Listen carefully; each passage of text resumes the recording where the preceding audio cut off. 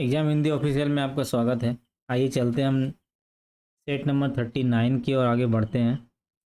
इसमें हमने 25 क्वेश्चन को लिया गया है, जो कि 12 क्वेश्चन मॉडर्न हिस्ट्री से है और 13 क्वेश्चन एंशियंट हिस्ट्री से है। ये सब क्वेश्चन दोस्तों बहुत ही इम्पोर्टेंट क्वेश्चन है, जो कि मोस्ट रिपीटेड भी हैं और बार बार पूछे जाते हैं। क्योंकि एग्ज़ाम में ऐसा होता है कि हम जो जानते हैं वो भी भूल जाते हैं, वो भी नहीं बना पाते। इसलिए ज़रूरी है कि हमेशा उसको रिवाइज करना बहुत ही इम्पोर्टेंट हो जाता है। तो अभी हम लोग चलते हैं और 25 क्वेश्चन को बहुत ही कम समय में आपका हम ख़त्म करेंगे। इसके साथ साथ से लास्ट में 25 क्वेश्चन बनेगा, यानी 1000 क्वेश्चन का हमारा टारगेट जल्दी पूरा होने वाला है।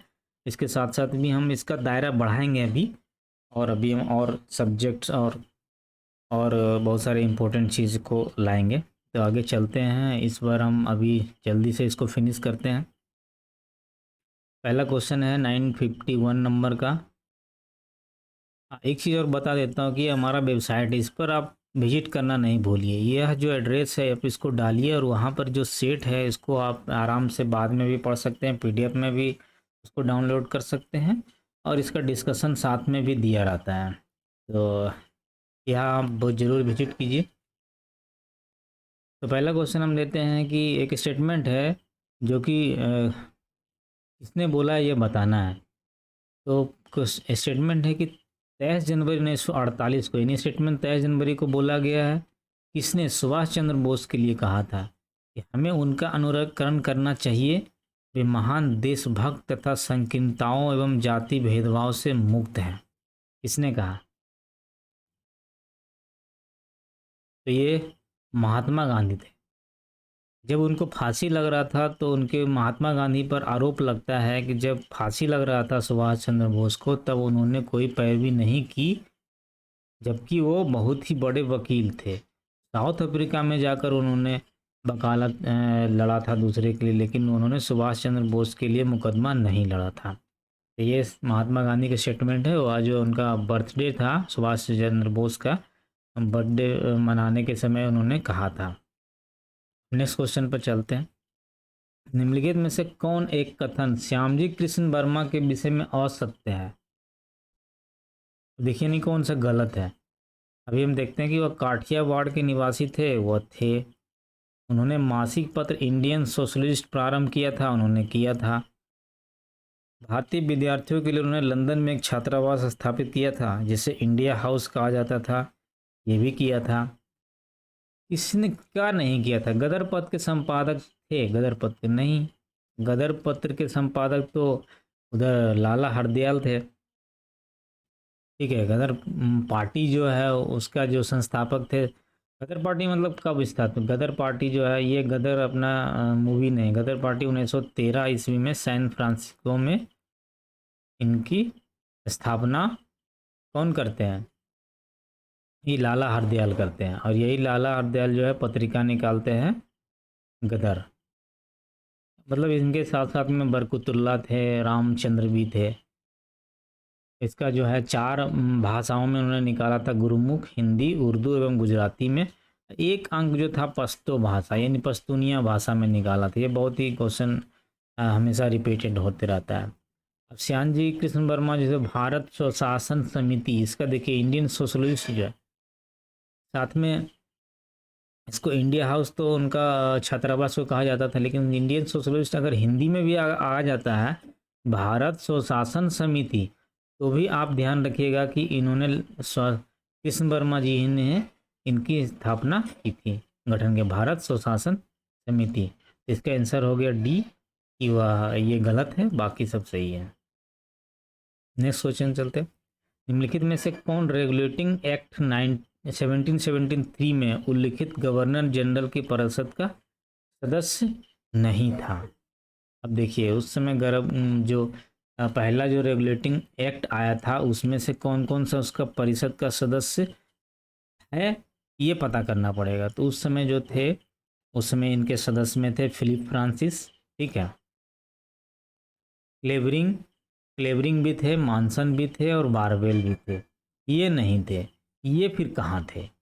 ये भी कहीं ना कहीं थे। माइंड में क्या होता है, कन्फ्यूजन यही होता है जब सवाल में हम इसको सॉल्व करने में ये मार देते हैं कहीं ना कहीं घूमते रहता था। इसको डिफ्रेंशिएट करना पड़ेगा। तो यह जो है था, यह 1774 ईस्वी में जो सुप्रीम कोर्ट बना था, सुप्रीम कोर्ट, तो सुप्रीम कोर्ट में जो सर एलिजा एम्पे थे, इम्पे के साथ में 3 न्यायाधीश जो है और थे, ठीक है, अन्य न्यायाधीश। इम्पे तो मुख्य न्यायाधीश थे, जो अन्य न्यायाधीश थे उसमें थे चेम्बर्स, लिमेस्टर और हाइट। तो ये एक न्यायाधीश थे, ये एक न्यायाधीश थे। इसका आंसर हो गया डी। अब नेक्स्ट क्वेश्चन देखते। 954, भारतीय राष्ट्रीय कांग्रेस के किस अधिवेशन में स्वदेशी के प्रस्ताव को अपनाया गया था? स्वदेशी प्रस्ताव कब आया था दोस्तों? देखिए, मद्रास अधिवेशन इसमें नहीं आया था, मुंबई में भी नहीं आया था। अब यही दोनों में थोड़ा कन्फ्यूजन है, तो इसमें से ये जो है बनारस में आया था, ठीक है। इन्होंने इसी समय जो है। नेक्स्ट क्वेश्चन चलते हैं। बिहार और उड़ीसा में प्रचलित कम्यूनिटी प्रथा का तात्पर्य क्या था? कम्यूनिटी प्रथा एक तरह से बंधुआ मजदूरी का एक रूप था। ये कम्यूनिटी प्रथा हो गया, दबनी प्रथा हो गया, ये सब दुबला हाली प्रथा हो गया, इस तरह से मजदूरों को सताने वाली सब प्रथा थी। नेक्स्ट क्वेश्चन, यहाँ भारत की शैक्षिक नीति में फिल्ट्रेशन सिद्धांत के प्रतिपादक कौन थे? फिल्ट्रेशन सिद्धांत के जो प्रतिपादक थे ये लॉर्ड मैकाले थे। इनका क्या कहना था? एक्चुअली उस समय क्या था कि सीमित संसाधन था। अब सीमित संसाधन में जनसंख्या की बहुलता थी, तो इतनी जनसंख्या में सबको शिक्षा देना, शिक्षा पर खर्च करना मुश्किल था। इसलिए उन्होंने सोचा कि अब ऐसा करते हैं कि उच्च वर्ग को शिक्षा देते हैं, ताकि जो है वो ऑटोमेटिक फिल्टर होके नीचे सबके पास चला जाएगा। तो इनका यही था कि उच्च वर्ग में शिक्षा दो और नीचे निम्न वर्ग में ऑटोमेटिक फिल्टर होके आ जाएगा, यही एक सिद्धांत था। नेक्स्ट क्वेश्चन, निम्नलिखित में से किस वर्ष देसी भाषा प्रेस अधिनियम पारित किया गया? ये हमेशा रिपीट होता है, ये क्वेश्चन ये हमेशा रिपीट होता है कुछ ना कुछ, या तो फिर ये किसने लाया था, या तो फिर ये कब लाया गया था, इसलिए बहुत ही इंपॉर्टेंट हो जाता था। ये देखिए, वर्नाकुलर प्रेस एक्ट भी इसको बोला जाता है। यह जो है भारतीय समाचार पत्र को जो है कंट्रोल में लाने का प्रयत्न किया गया। इसमें क्या था, एक बॉन्ड भरवाता था। अब बॉन्ड में क्या होता था कि भाई सरकार के अगेंस्ट में कुछ ऐसा छापेंगे नहीं। साथ साथ में सेंसर भी किया गया कि अगर आप सेंसर मतलब पहले छापने से पहले जो है हमें पास कराओ, हमें बताओ कि क्या क्या आप छाप रहे हो। तो अंग्रेज लोग सेंसर भी करते थे। यह जो थे 1878 ईस्वी में याद लाया गया था।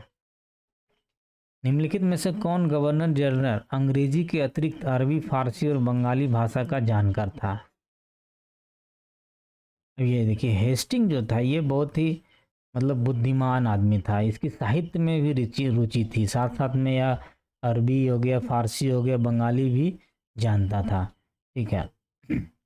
उसने सबसे पहले गीता का भी अनुवाद कराया था। उसने गीता का जो अंग्रेजी अनुवाद था उसका प्रस्तावना लिखी थी। इसी से प्रेरणा पाकर बिल्किंस हो गया, हॉलहेड हो गया, सर विलियम जोन्स हो गया, इसने सब प्राचीन भारतीय पुस्तकों का अध्ययन किया। फिर विल्किंस ने भी बंगला प्रिंटिंग और ढलाई के लिए अक्षर का आविष्कार किया था। साथ ही गीता और हितोपदेश, यहाँ क्वेश्चन आता है, गीता और हितोपदेश का जो है इसने अंग्रेजी में करवाया था, अनुवाद करवाया था, ये बिल्किंस थे, बिल्किंस, ठीक है। और उसके साथ साथ में हॉलहेड जो है एक संस्कृत व्याकरण प्रकाशित किया था। और विलियम जोन्स ने, ये जो विलियम जोन्स थे, विलियम जोन्स जो थे एशियाटिक सोसाइटी ऑफ बंगाल की स्थापना की थी। तो उसमें क्या क्या होता था? एशियाटिक सोसाइटी ऑफ बंगाल में, एशियाटिक सोसाइटी ऑफ बंगाल में प्राचीन, जो भारत के प्राचीन जो पुस्तकें हैं, प्राचीन संस्कृति है, उसका अध्ययन किया जाता था। अगला क्वेश्चन चलते हैं, इसलिए ये बहुत ही इंपॉर्टेंट हो जाता है दोस्तों। किसने कहा था? बेंटिक ने प्राच्य निरंकुशता में ब्रिटिश स्वतंत्रता की भावना भर दी थी। यह जो थे मैकाले का स्टेटमेंट है, यह जो मैकाले का स्टेटमेंट ये कहाँ से पता चला? ये देखिए, ये कलकत्ता में बेंटिक की प्रतिमा है, कलकत्ता में बेंटिक की प्रतिमा है, उसी प्रतिमा पर जो है लिखा गया, प्रतिमा पर लिखा गया ये statement. Next question, Bengal gazette पत्र था क्या था? साप्ताहिक था, पाक्षिक था, मासिक था या दैनिक था? अब ये देखिए पाक्षिक था। एक पक्ष, एक पक्ष मतलब ये 15-15 दिन में यह प्रकाशित होता था। ठीक है, जैसे कृष्ण पक्ष शुक्ल पक्ष होता है, इस तरह से 15-15 दिन का, तो ये पाक्षिक था, ये 15 दिन में प्रकाशित होता था। इसका मतलब किसके द्वारा किया गया? तो जेम्स अगस्टस हिकी के द्वारा, हिकी के द्वारा प्रकाशित 1780 में। यह भारत में प्रकाशित पहला समाचार पत्र था। ठीक है, ये भी एक इम्पोर्टेंट क्वेश्चन है अभी। नेक्स्ट क्वेश्चन देखिए, बेलग्रेड में हुए गुटनिरपेक्ष देशों के प्रथम सम्मेलन में कितने देशों ने भाग लिया थी? ये बहुत ही मतलब अलग टाइप का क्वेश्चन है, ऐसा सोच नहीं सकते, लेकिन यह क्वेश्चन उन्होंने पूछा है, वह कितने देश थे। तो उस समय जो देश थे 25 देश थे। कब हुआ था? तो 1961 ईस्वी में हुआ था। कौन कौन से थे उसमें? सबसे पहले तीन नेतृत्वकर्ता कौन कौन से हैं? ये नेहरू जी थे अपने, नेहरू जी के साथ साथ में मिस्र के नासिर थे। ठीक है, ये पूछता था कि कौन मिलान करो में कि नासिर कहाँ के थे, और एक मार्शल टीटो थे। तो मार्शल टीटो जो थे, यह जो थे यूगोस्लाविया के थे, यूगोस्लाविया के थे। ठीक है, तो ये थोड़ा इम्पोर्टेंट हो जाता है, भले ही थोड़ा सा पुराना टाइप का है, लेकिन इम्पोर्टेंट हो जाता है। अब देखिए नेक्स्ट लास्ट क्वेश्चन, ये मॉडर्न हिस्ट्री का है। किस पंचवर्षीय योजना के अंतर्गत सामुदायिक विकास कार्यक्रम का प्रारंभ किया गया था?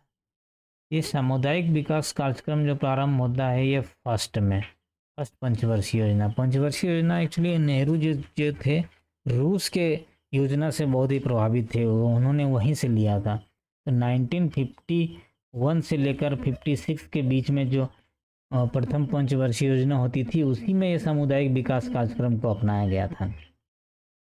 अब देखिए एंशियंट हिस्ट्री का जो क्वेश्चन है, बहुत ही इम्पोर्टेंट क्वेश्चन है दोस्तों। ये देखिए क्या क्वेश्चन है, हड़प्पा काल की ताम्र निधि संस्कृति निम्नलिखित में से किस एक मृदवान प्रकार से अंतिम रूप में पहचानी गई है? मतलब जो हड़प्पा की ताम्र निधि संस्कृति थी, निम्नलिखित में से मृदभांड, अब देखिए इसमें मिलान करना है कि ताम्र संस्कृति है, उसको हम कैसे पहचानेंगे? कौन सा मृदभांड वहाँ पे चलता था? तांबा के सब कुछ चलता था, लेकिन जो मिट्टी के बर्तन थे, मृदभांड मतलब मिट्टी के जो बर्तन थे, उसमें कौन सा किस टाइप का था? इसमें देखिए गेरुवर्णी मृदभांड जो था, उस समय जो थे गेरुवर्णी मृदभांड का प्रचलन था ताम्र संस्कृति में। ठीक है, पका के मतलब मान लो मिट्टी को पकाइएगा तो क्या होगा? गेरुवर्णी ही हो जाएगा वो। तो यह जो है आहार गिलुंद और बलथल में भी पाया गया है। अब नेक्स्ट क्वेश्चन देखिए, निम्नलिखित कथनों पर विचार कीजिए। अब क्या है, मोहनजोदड़ो में आवास निर्माण में कभी चूना गारा का प्रयोग नहीं हुआ था। देखिए ये स्टेटमेंट पहले ही गलत हो रहा है। अब आगे चलते, क्योंकि चूना गारा से ही तो उस समय करते थे, उसमें सीमेंट कहाँ चलता था? कॉमन सा इसमें से कॉमन सेंस है, उसमें चूना गारा ही होता था पहले, सीमेंट नहीं चलता था। धौलावीरा में आवास निर्माण में कभी पत्थर का प्रयोग नहीं हुआ। नहीं, देखिए धौलीवीरा जो क्या था, दुर्गीकृत था, मतलब उसमें दुर्ग थे, बड़े बड़े दुर्ग बने हुए थे। जैसे यहाँ बड़ा राजधानी है, राजधानी में चारों तरफ जो है किलाबंदी थी, किलाबंदी में बड़े बड़े दुर्ग थे जहाँ पर सैनिकों को रखा जाता था सुरक्षा के लिए। तो यहाँ पर पत्थर का प्रयोग तो हो ही रहा है, होगा ही होगा, क्योंकि उस समय तो पत्थर था और उसी को चूना गारा लगा के करते थे। ये स्टेटमेंट ना तो एक और ना ही दो, यह आंसर सही है, मतलब दोनों गलत है। नेक्स्ट क्वेश्चन देखते हैं हम लोग।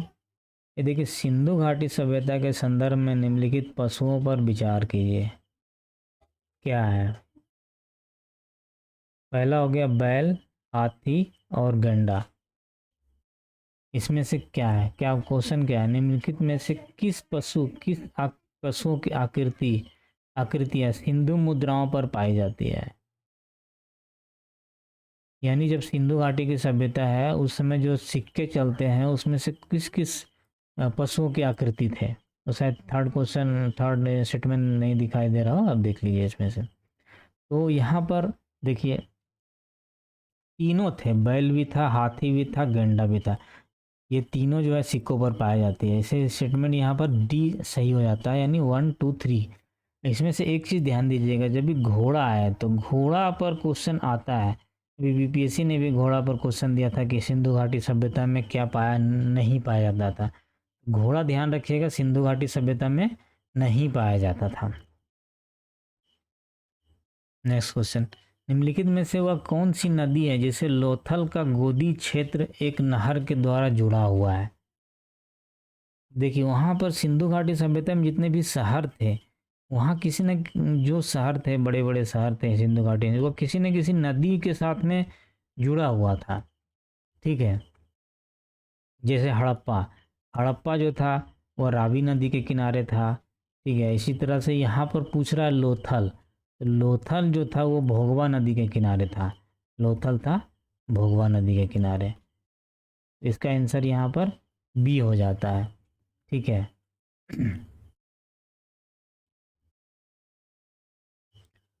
अगला क्वेश्चन देखते हैं। यहाँ निम्नलिखित में से किसमें विख्यात गायत्री मंत्र मिलता है? यह भी देखिए रिपीटेड क्वेश्चन है दोस्तों। गायत्री मंत्र कौन से वेद में मिलता है? तो ये तो हम लोग जानते हैं कि ऋग्वेद में मिलता है।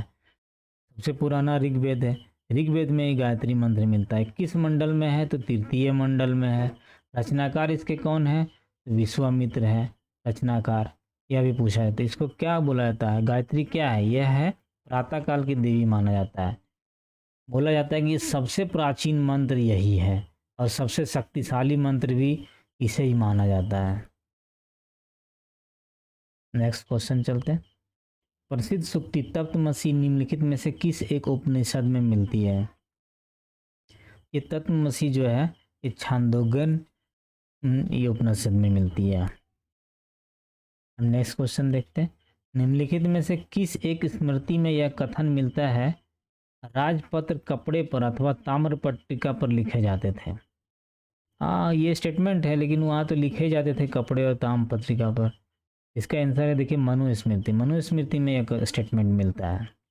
ये सब यूपीएससी के क्वेश्चन है दोस्तों, तो इसको आसानी से हल्के में नहीं लीजिए, इसको इम्पोर्टेंट समझ के आप इसको नोट कर लीजिए। प्रसिद्ध दासरथ युद्ध का उल्लेख है, मतलब 10 राजाओं का युद्ध कहाँ पर उल्लेख है? तो 10 राजाओं का युद्ध जो है ऋग्वेद में ही उल्लेख है। ठीक है, अब उसमें से अलग अलग, जैसे एक तरफ विश्वामित्र थे और एक तरफ अपना वशिष्ठ थे। ठीक है, इनका इन दोनों ने अपना अलग अलग राजाओं के साथ साथ उन्होंने दिया था। ठीक है, जैसे भरत जो था उसके विश्वामित्र थे, ये भरत जो थे एक तरफ भरत थे, ये भरसेस जो है एक तरफ सुदास थे। तो सुदास जो थे वो उसके जो गुरु थे वशिष्ठ थे, इसके जो गुरु भरत के है विश्वामित्र थे। इन दोनों का युद्ध हुआ था, इसका वर्णन ऋग्वेद में है। नेक्स्ट चलते। निम्नलिखित में से किस वैदिक सूक्त में 4 वर्णों के उद्गम का संदर्भ मिलता था?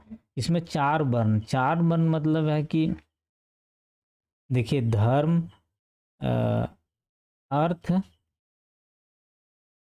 काम और मोक्ष। ठीक है, ये मतलब चारों, ये मत समझिए धर्म अर्थ काम और मोक्ष। 4 वर्ण मतलब क्या क्या होता है? 4 वर्ण जो होता है वो राजा, ब्राह्मण, क्षत्रिय और शूद्र होता है। यह 4 वर्ण, यह राजा, ब्राह्मण,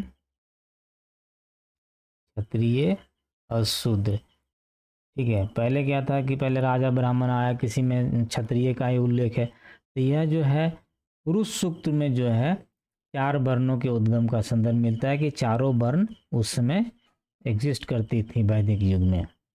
नेक्स्ट क्वेश्चन। महायान बौद्ध मत को 2 दार्शनिक शाखाएं थी, मतलब महायान बौद्ध मत जो है 2 दार्शनिक शाखाएं में विभक्त थी। निम्नलिखित में से किसका महायान बौद्ध मत से संबंध है? उसमें एक महायान थे, बौद्ध धर्म जो था एक महायान था और एक तरफ जो था वो हीनयान था। ठीक है, हीनयान था। ठीक है, तो उसमें से जो महायान है उसमें किससे इसमें से चारों में से किसका संबंध महायान था? यह जो थे माध्यमिका, योगाचार्य, यह जो शाखाएं हैं यह महायान से संबंधित है। इसका जो माध्यमिका को शून्यवाद भी बोला जाता है। इसके प्रतिपादक कौन है? तो नागार्जुन है। नागार्जुन ने यह फिलोसफी दिया था। फिर योगाचार, योगाचार का मतलब है विज्ञानवाद, भी इसको बोला जाता था। तो विज्ञानवाद जो बोला जाता था उसमें से इसका फिलोसफी किसने बनाया? तो विज्ञानवाद का फिलोसफी बनाया मैत्रेय नाथ ने, मैत्रेय नाथ ने। ठीक है, नेक्स्ट क्वेश्चन चलते हैं। 22वें तीर्थंकर कौन थे? 22वें तीर्थंकर जो थे वो अरिष्ट नेमी थे। और बताइए 25वां तीर्थंकर अपना महावीर स्वामी जिसको बोला जाता है,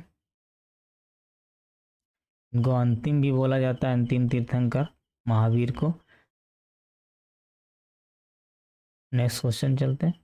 स्तूप एवं चैत्य निर्माण के निर्देश तथा इसमें स्थापित करने के लिए बुद्ध के अवशेषों को लेकर विवाद का वर्णन सर्वप्रथम मिलता था। तो हुआ क्या कहानी था, जब बुद्ध भगवान के जब निर्माण हुआ, मृत्यु हुआ, इसको निर्माण बोला जाता है। फिर निर्माण जब हुआ, जब इनकी मृत्यु हुई तो उनके अवशेष को, जो अवशेष जो थे उसमें सब लोग झगड़ा हो गया सब में, इसको 8 भागों में भागा गया और इस पर सब पर स्तूप बनाए गए। तो इसी के लिए जो झगड़ा हुआ था उसका जो वर्णन है महापरिनिब्बाण सूत्र में। देखिए उससे मतलब मान लीजिए कि उससे मिलता जुलता है, जैसे बताया ना हमने निर्माण, देखिए महापरिनिर्माण इसको मान सकते हैं। तो महापरिनिर्वाण मतलब इनके मृत्यु वाला वर्णन है। ये देखिए आराम से याद हो गया, इसको कुछ करने की जरूरत नहीं है। लास्ट क्वेश्चन देखते हैं। कुंडग्राम का, जहाँ महावीर का जन्म हुआ था, आधुनिक नाम क्या है? कुंडग्राम का आधुनिक नाम है बासुकुंड। ठीक है, इनका जन्म कब हुआ था? तो 540 ईसा पूर्व में हुआ था, ईसा पूर्व में हुआ था। इनके पिता का नाम क्या था? सिद्धार्थ था। ठीक है, कौन से कुल के थे? तो जात्रिक कुल के थे। ठीक है, जात्रिक कुल के थे। इनकी माता का नाम क्या है? लिच्छवी, सॉरी त्रिशला, त्रिशला था। ठीक है, कौन से गणराज के थे? तो लिच्छवी गणराज के थे। ठीक है, लिच्छवी गणराज के थे। तो यही है, ये जो क्वेश्चन है, बहुत सारे क्वेश्चन हमने बहुत ही इम्पोर्टेंट लिए हैं। अब इसके साथ ही हम नेक्स्ट वीडियो, एक लास्ट होगा हमारा 1000 क्वेश्चन का, ख़त्म हो जाएगा और फिर नेक्स्ट हम कुछ अलग ही लेंगे जो कि आप सबके लिए बहुत ही इम्पोर्टेंट होगा। तो हमारा ये वेबसाइट विजिट कीजिए, इस पर ये सारा डिस्कशन जो हम पोस्ट करते हैं, और लाइक सब्सक्राइब करना ना भूलें। आप भी के लिए थैंक यू। मिलते हैं नेक्स्ट वीडियो में।